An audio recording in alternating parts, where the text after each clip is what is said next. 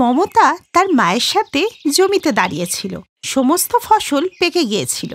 অর্ধেক জমিতে ধান আর বাকি জমিতে বাঁধাকপি, আলু, পটল, টমেটো ইত্যাদি ছিল।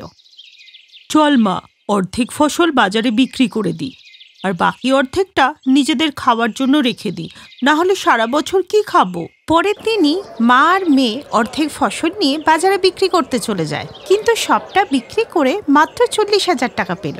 দাদা, যে টাকা আপনি দিলেন তার থেকে তো অনেক বেশি টাকা ফসল উৎপাদন করতে আমাদের লেগে গেল। বৌদি, সরকার থেকে এবার দাম অনেক কমিয়ে দিয়েছে। আমি তো আর আমার পকেট থেকে আপনাকে দিতে পারবো না। যা দিচ্ছি আপনি এটাই রেখে দিন। মা, আঙ্কেল ঠিকই বলছে, এতে ওনার কি দোষ? যা পাচ্ছি নিয়ে নিই, কারণ আমাদের কাছে তো 1 পয়সাও নেই। এরপর ওরা টাকা নিয়ে বাড়িতে চলে এলো। ওদের বাড়িটা খুব সাধারণ ছিল। পরের দিন সকালে ওদের বাড়িতে কিছু লোক আসে। দিদি, শুনলাম সমস্ত ফসল বিক্রি করে দিয়েছেন, তাহলে ধারটা এবার মিটিয়ে দিন। এই শুনে মা মেয়ে একে অপরের দিকে তাকিয়ে ওই ব্যক্তিকে 30,000 টাকা দিয়ে দেয়। এটা কি? এটা আপনি আমায় কি দিলেন? আপনার বীজ কেনা, বীজ লাগানো, জলসেচ, ফসল কাটা সবকিছু টাকা কিন্তু আমি দিয়েছি। আর সব মিলিয়ে 50,000 টাকা খরচা হয়েছে। মনে আছে নাকি ভুলে গেলেন? হ্যাঁ, আমার সবই মনে আছে, কিন্তু আপনিও হয়তো জেনে গেছেন যে সরকার এবার ফসলের রেট অনেক কমিয়ে দিয়েছে। এখন আপনি এই টাকাটাই নিন, বাকিটা কদিনের মধ্যেই দিয়ে দেব। ঠিক আছে, ঠিক আছে। আপনাদেরকে অনেকদিন থেকে চিনি, তাই বিশ্বাস করলাম আপনার কথা। পয়সা নিয়ে ওই লোকেরা চলে গেল। এদিকে মমতা আর তার মা 10,000 টাকা নিজেদের খরচার জন্য বাঁচিয়ে রেখেছিল। মা, চাষবাস করে কি লাভ? ফসলের তো দাম ঠিকমতো পাওয়া যায় না, উল্টে ধার দেনা করতে হয়। তারপরে যত টাকা খরচ হয় ফসল বিক্রি করে তার অর্ধেকটাও পাওয়া যায় না। মা, চিন্তা করো না, অর্ধেক ফসল তো আমাদের কাছে আছে। আর চাষবাস ছাড়া কি করা যায় আমি সেটা ভাবছি। আচ্ছা ছাড়ো এসব। আজকে সন্ধেবেলা কিন্তু চৌমাথায় যাচ্ছি ফুচকা খেতে। সন্ধেবেলা 2 মা মেয়ে গ্রামের চৌমাথায় পৌঁছে গেল, যেখানে গজেন্দ্র নামে একজন ফুচকা বিক্রি করছিল আর সবাই ফুচকা খাচ্ছিল। মা, গ্রামবাসীরা না খাদ্যরসী, তাই সন্ধে হতে না হতে গজেন্দ্র কাকুর কাছে চলে আসে ফুচকা খেতে।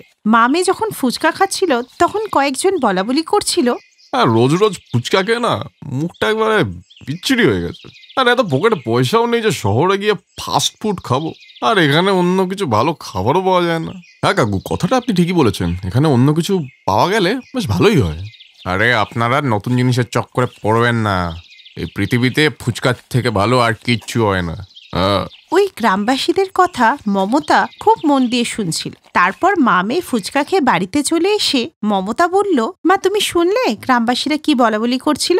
ওদের খুব ইচ্ছা এই চৌমাথায় একটা ফাস্ট ফুডের সেন্টার হোক, তাহলে আমরা ওখানে ফ্রাইড রাইস বানিয়ে বিক্রি করতে পারি। ফ্রাইড রাইস বানাবার জন্য যা যা লাগবে সব তো আমাদের কাছে আছে। বাহ, খুব ভালো জিনিস ভেবেছিস তো মা। তাহলে প্রথম দিন থেকেই আমাদের ফ্রাইড রাইস বিক্রি হতে থাকবে। আর পরের দিনই মা মেয়ে মিলে গজধরের সামনে ফ্রাইড রাইসের ঠেলা লাগিয়ে দেয়। আর গ্রামবাসীদের নজর ওই ঠেলার ওপর পড়লেই সবাই ওখানে এসে ফ্রাইড রাইস খেতে শুরু করে। আরে মা, এটা কি? কাকু, এটা ফ্রাইড রাইস। শহরে এটা খুব বিক্রি হয়। আপনারা কালকে বলছিলেন না কিছু নতুন চাই, তাই আমরা মা মেয়ে মিলে এই নতুন খাবার এনেছি। তাহলে আমাদেরকেও প্রত্যেককে ফ্রাইড রাইস খাইয়ে দিন, দেখে তো খুব ভালো মনে হচ্ছে। যদি টেস্ট ভালো না লাগে তাহলে আপনারা একদম পয়সা দেবেন না, মাত্র 10 টাকার প্লেট। মমতা সবাইকে 1 প্লেট করে ফ্রাইড রাইস দেয়, আর ফ্রাইড রাইস খেয়ে সবার খুব ভালো লাগে। আহা, কি স্বাদ মা, মজাই পেয়ে গেলাম ফ্রাইড রাইস খেয়ে। এইভাবেই গ্রামবাসীরা নতুন কিছু খেতে পেল, আর সেজন্য গজেন্দ্র কাছে ফুচকা খেতে আর কেউই গেল না। আর এইসব দেখে গজেন্দ্র ওদেরকে খুব হিংসা করত। এরা তো আমার পুরো ধান্দাই খারাপ করে দিল। এই লাইনে আমি অনেকদিন কার, ঠিক আছে? এবার দেখ আমি কি করি, দেখ কার ঘটে কত বুদ্ধি। পরের দিনই গজেন্দ্র ফ্রাইড রাইস বিক্রি করতে শুরু করে দিল। ও ফ্রাইড রাইসে নানা রকম ওষুধ মিশিয়ে দিল, যার নেশায় গ্রামবাসীরা শুধু ওটাই খেতে লাগলো। সবাই গজেন্দ্রর দোকানে গেলে মমতার তার মা চিন্তায় পড়ে যায়। মারে, আমাদের দোকানে তো হাতে গোনা কয়েকটা লোকজনই আসে। গজেন্দ্র তো আমাদের ব্যবসাটা শেষ করে দিল। মা, গজেন্দ্র নিজেকে খুব বুদ্ধিমান ভাবে। ও জানে না আমি লেখাপড়া জানা মেয়ে। আমি আজকে রাতেই ইউটিউবে সার্চ করছি। রাত্রিবেলা মমতা সিজলার বাঁধাকপির ফ্রাইড রাইসের ভিডিও দেখলো। আরে বাহ, এটা তো আমাদের গ্রামের জন্য একদম নতুন। এতে মাঞ্চুরিয়ানও আছে, বাঁধাকপিও আছে, সব আছে। কিন্তু সিজলারটা কোথা থেকে পাই? এত টাকাও নেই যে শহর থেকে গিয়ে নিয়ে আসবো। পরের দিন ঠেলাতে পৌঁছে মমতা সবার আগে মাঞ্চুরিয়ান বানায়, তারপর সে ফ্রাইড রাইসও বানিয়ে ফেলে। তার উপরে ফিঙ্গার চিপস ফ্রাই করে ঢেলে দিল। কিন্তু তখন সবাই গজেন্দ্রর ঠেলাতে ফ্রাইড রাইস খাচ্ছিল। মা, এসব কি করছিস? মা, তুমি শুধু দেখো না।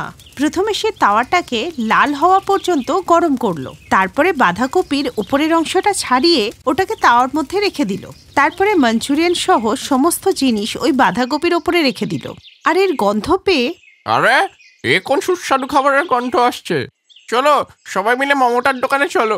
সমস্ত লোকেরা মমতার দোকানে চলে আসে। সবাই ওর এই নতুন আইটেম দেখে অবাক হয়ে যায়। অবাক হবেন না, এটা চাইনিজ সিজলার দেওয়া বাঁধাকপি। ইন্ডিয়াতে কয়েকজনই এটা বানাতে পারে, তার মধ্যে আমি একজন। হ্যাঁ দিদি, এই খাবারটা তো আমি ভিডিওতে দেখেছি। আপনি বানাতে পারেন এটা? জেনে আমার খুব ভালো লাগলো। মমতার দোকান আবার চলতে লাগলো। গজেন্দ্র ওই গ্রাম থেকে কোনোদিনই বাইরে যায়নি, তাই সে সিজলার দেওয়া বাঁধাকপি বানাতে পারেনি। এইভাবেই 2-3 বছর কেটে গেল। মমতার মধ্যে লোক দেখানো ব্যাপারটা ছিল না। তারপরে একদিন গজেন্দ্র ওদের ঠেলাতে আসে। ও দিদি, আমার দোকান তো আর চলছে না, আপনার দোকানে আমাকে রেখে দিন না। ঠিক আছে, এমনিতেও আমাদের একটা কর্মচারী লাগতো। ওই দিন থেকেই ও দোকানে কাজ করতে শুরু করলো। আর 2 মাসের মধ্যে সে সিজলার বাঁধাকপি বানানো শিখে গেল। আর পরের দিন থেকেই সে ওই জায়গাতেই নিজের আবার ঠেলা দিল। আর মমতার ঠেলা ওখানে আর দেখা গেল না। হ্যাঁ, এবার আমি একা রাজত্ব করবো এই মার্কেটে। কেমন ভাগালাম ওই মা মেয়েকে। হ্যাঁ, তখনই ওখানে কিছু গ্রামবাসী এলো। কিরে গজেন্দ্র, পাগল হয়ে গেলি নাকি? আরে কাকা, পাগল কেন হবো না? টিকতে পারলো মামে, ভাগিয়ে দিলাম তো। আরে গজেন্দ্র, আমাদের সাথে চল, দেখাই তোকে কিছু। এরপরে গ্রামবাসীরা ওকে গ্রামের বাইরে মেন রোডে নিয়ে যায়। সেখানেও দেখতে পেল যে মমতার ওর মায়ের খুব বড় একটা রেস্টুরেন্ট, যেখানে সবাই গাড়ি নিয়ে এসে সিজলার বাঁধাকপি খাচ্ছে। এই দেখে সে ওখানে গিয়ে ক্ষমা চায়। আমি সবসময় আপনাদেরকে ছোট করেছি, আপনাদের থেকে কাজ শিখে আপনাদের সাথে আমি বেইমানি করেছি, অন্য দোকান খুলেছি। আমি আপনাদের হিংসে করতাম, আর আপনারা আজকে এত বড় একটা রেস্টুরেন্ট খুলে ফেললেন। কাকা, তাই কাউকে হিংসা করতে নেই। আপনারা দয়া করে আমাকে কাজে রেখে দিন। এইবার আমি সত্যি শুধু কাজই চাইছি। এই বয়সে আর রোদে দাঁড়িয়ে আমি আর কাজ করতে পারছি না। ঠিক আছে, আপনি এখানেই কাজ করুন। ওই দিনের পর থেকে গজেন্দ্র ওদের রেস্টুরেন্টে কাজ করতে লাগলো, আর সবাই হাসি খুশি থাকতে লাগলো।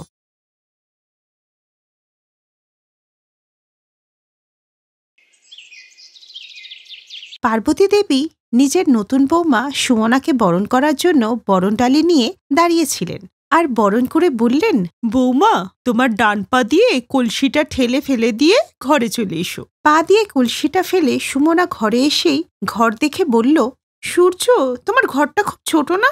বৌমা, এসেই তুমি স্বামীর নাম ধরে ডাকছো? আমাদের এখানে কেউ স্বামীর নাম মুখে নেয় না। আচ্ছা, তো আপনি শ্বশুরমশাইকে কি বলে ডাকতেন? আমি তো ওনাকে সূর্যের বাবা বলে ডাকতাম। কিন্তু মা, আমার যে ওকে বান্টির বাবা বলে ডাকতে একটু লজ্জা করবে। তুমিও না বৌমা, তাহলে ওকে এই ওই বলে ডেকে নেবে। যাও, তুমি স্নান টান করে ফ্রেশ হয়ে নাও। তারপর তো তোমাকে কালকে নিজের হাতে ঠাকুরের প্রসাদ বানাতে হবে, যেটা আমাদের কুলদেবীর কাছে দিতে হয়। পরের দিন সুমনা স্নান টান করে রেডি হয়ে যায়। তারপর নিজের প্রথম রান্না করতে রান্নাঘরে যায়, যেখানে সে নিজের প্রথম রান্নাঘরে সবার জন্য হালুয়া বানায়। এরপর কুলদেবীর মন্দিরে গিয়ে ভোগ দেয়। এইভাবেই কিছুদিন কেটে গেলে সুমনা তার নিজের শ্বশুরবাড়ির অবস্থা সবকিছু জেনে যায়। তারপর একদিন, শোনো না, আমাকে কিছু টাকা দাও, সবজি কিনতে হবে, কারণ ঘরে একটাও সবজি নেই। আর যদি না দাও তাহলে রাতে আমাদের নুন বা আচার দিয়ে রুটি খেতে হবে। আমার কিন্তু কিছু করার নেই। আমি খাবারের জোগান কি করে করব? এখনো তো মালিক আমাকে মাইনেই দেয়নি। আমি এখন কাজে গেলাম, আমার দেরি হচ্ছে। সূর্য একটা ফ্যাক্টরিতে কম মাইনেতে গার্ডের চাকরি করত, আর বাড়িতে 5 জন ছিল খাবারে। 50 টাকা কেজি বেগুন? না না, এটা চাই না। আলু কত করে? আলু 60 টাকা কিলো। সব সবজির এত দাম, সব টাকা দিয়ে সবজি কিনে নিলে চাল আটা কোন টাকা দিয়ে কিনবো? তখনই সুমনা শুনতে পেল 10 টাকায় আচার। 10 টাকায় আচার? যাক, এটা তাহলে নিয়েই যাই, কিছু তো সস্তায় পাওয়া গেল। ওই দিন ও আচার কিনেই বাড়িতে চলে আসে, আর আচার দিয়ে সবাইকে রুটি খেতে দেয়। আর এরপর বেশ কয়েকদিন ধরে ওরা সবাই আচার দিয়েই রুটি খেতে লাগলো। রোজ রোজ আচার আর রুটি খেতে ভালো লাগছে না। ঘরে কি কোনো সবজি নেই বৌমা? আপনি তো জানেনই মা, ওর রোজগার এত কম, আর বাজারে সবজির এত দাম। বৌদি ঠিকই বলছে, যা বানিয়েছে খেয়ে নাও। না বাবা, তরকারি ছাড়া তো আমি আর রুটি খেতে পারবো না। বান্টি, এই বান্টি, এদিকে আয় তো। যা, কমলার কাছে গিয়ে এই বাটি করে একটু সবজি চেয়ে নিয়ে আয়। এই শুনে ৮ বছরের বান্টি বাটি নিয়ে প্রতিবেশী কমলা কাকির কাছ থেকে সবজি চেয়ে আনতে যায়। বলো বান্টি, এই বাটি নিয়ে কেন এসেছো? ঠাম্মি বলেছে তরকারি নিয়ে যেতে। কমলা মনে মনে ভাবল, আজকে যদি তরকারি দিয়ে দিই, কালকে আবারও তরকারি চাইতে চলে আসবে। একটা কাজ করি, কালকের বাসি তরকারি রেখে দিয়েছি, ওটাই দিয়ে দিই। এরপর কমলা বান্টিকে বাসি তরকারি দিয়ে দিল আর পার্বতী দেবী সেটা খেয়েও নিল। এরপর সুমনা সন্ধেবেলা বাজারে গিয়ে ১০ টাকার সবজি নিয়ে আসে। আর ওই দিয়ে যা তরকারি হলো তা শুধু শাশুড়িই খেতে পেল। তারপর একদিন, রোজ রোজ বাজার থেকে সবজি কেনা যাবে না। আমার বাপের বাড়ি গ্রামে, ওখানে জমি থাকাতে কত সুবিধা, তাই না? অন্তত জমিতে আমরা খেটে সবজি তো ফলাতে পারি, কিন্তু এখানে তো অত জায়গাও নেই যে আমরা ওটা করতে পারি। শহরে তো সব গলিগুলি রাস্তা, এখানে সবজি ফলানো একেবারেই অসম্ভব। যাই হোক, কি বা করতে পারি। এরপরে সুমনা ঘরের কাজে লেগে যায়, কিন্তু এখনো ওর মাথায় এইসবই চলছিল। এরপর সন্ধেবেলা ও যখন ছাদে জামাকাপড় আনতে যায়, তখন লম্বা ছাদটা দেখে ও ভাবতে লাগলো, আমিও না বোকা, আমার কাছে এত লম্বা একটা ছাদ আছে, এখানেই তো আমি সবজি চাষ করতে পারি। হ্যাঁ, একটু পরিশ্রম করতে হবে। ওই দিন থেকে সুমনা ছাদে মাটির মধ্যে সার দিয়ে চাষ করা শুরু করে দিল। আর সুমনা সবজিগুলোকে খুব ভালো করে দেখাশোনা করতে লাগলো। আর কিছুদিনের মধ্যেই সবজিগুলো বড় হয়ে গেলে সুমনা তা দেখে খুব খুশি হয়। মা, টক মিষ্টি সবজিটা খুব ভালো হয়েছে। সত্যি, এটা খেতে খুব দারুণ হয়েছে। আরে, নিজের ক্ষেতের সবজির স্বাদই আলাদা। এ তো আমার বৌমা, যে এত পরিশ্রম করে শহরের ছাদেও সবজি চাষ করেছে। বৌমা, আমাকে আরেক বাটি সবজি দাও তো। সবজিটা দারুণ হয়েছে, মনে হচ্ছে যেন গ্রামের তাজা সবজি খাচ্ছি। আর না হলে তো গ্রাম থেকে শহরে সবজি আস্তে আস্তে অর্ধেক বাসি হয়ে যায়, যাতে কোনো স্বাদই থাকে না, তার ওপর আবার এত দাম বেশি। এখন থেকে তো আমরা রোজই এরকম তাজা সবজি খাবো, আর যার জন্য টাকাও দিতে হবে না। সুমনা ওই ছাদে বানানো সবজির ক্ষেতকে খুবই ভালোবেসে ফেলে, আর যখনই সময় পায় ওদের দেখভাল করে। তারপর একদিন, তুমি সত্যিই খুব পরিশ্রমী সুমনা। আজ তোমার জন্য আমাদের শাকসবজির পয়সাগুলো বেঁচে যায়, আর আমরা এত ফ্রেশ সবজি খেতে পারি। তখনই ওখানে কমলা দেবীও চলে আসেন। বৌমা, আমার সবজি সব শেষ হয়ে গেছে, এখন আর রোদের মধ্যে কে বাজারে যাবে? তুমি তোমার ক্ষেত থেকে কিছু সবজি ভেঙে এনে দেবে আমাকে, যেমনটা তুই আমাকে ওই দিন দিয়েছিলিস, বাসি সবজি। বৌমা, তুমিও দেখো, পচা গলা কোনো সবজি থাকলে ওকে এনে দিয়ে দাও। জানিস, ওই পচা সবজি খেয়ে গোটা দিন আমি বমি করেছি। আচ্ছা ঠিক আছে পার্বতী, এবার ক্ষমা করে দে না, হয়ে গেছে ভুল। আচ্ছা, কোনো ব্যাপার না কাকিমা, আপনি বসুন, আমি ছাদ থেকে বেগুন নিয়ে আসছি। সুমনা ছাদ থেকে বেগুন নিয়ে এসে ওনাকে দিয়ে দেয়, আর কমলা পরের দিন আবার চলে আসে। সুমনা বৌমা, এরকম টাটকার তাজা সবজি আমি তো আগে কোনোদিনই খাইনি। বৌমা, তুমি আজকেও আমাকে অন্য সবজি এনে দাও, দরকার হলে টাকা নিয়ে নাও, ঠিক আছে? না না কাকি, তার দরকার নেই, আমি এখনই আনছি। সুমনা ছাদ থেকে সবজি নিয়ে এসে কমলা কাকিকে দেয়, আর কমলা কাকি তার বিনিময়ে ওকে টাকা দেয়। রেখে দাও বৌমা, এটা তোমার পরিশ্রমেরই ফল। আর আমরা বাজার থেকে সবজি কিনতে যাই, ওখানেও তো আমরা টাকা দিই, তাই না? আরে, আমি তো বলছিলাম যে তুমি এই সবজিগুলো বাজারে বিক্রি করলে অনেক টাকা রোজগার করতে পারবে। প্রথমবার ওই সবজির টাকা পেয়ে সুমনা খুব খুশি হয়, আর এখনো নিজের ব্যবসা করার কথা ভাবতে থাকে। ওই দিন থেকেই ও তাজা সবজির একটা বোর্ড বাড়ির সামনে টাঙিয়ে দেয়, আর যার তাজা সবজি লাগে সে ওর কাছে এসে ছাদ থেকে নিয়ে যায়।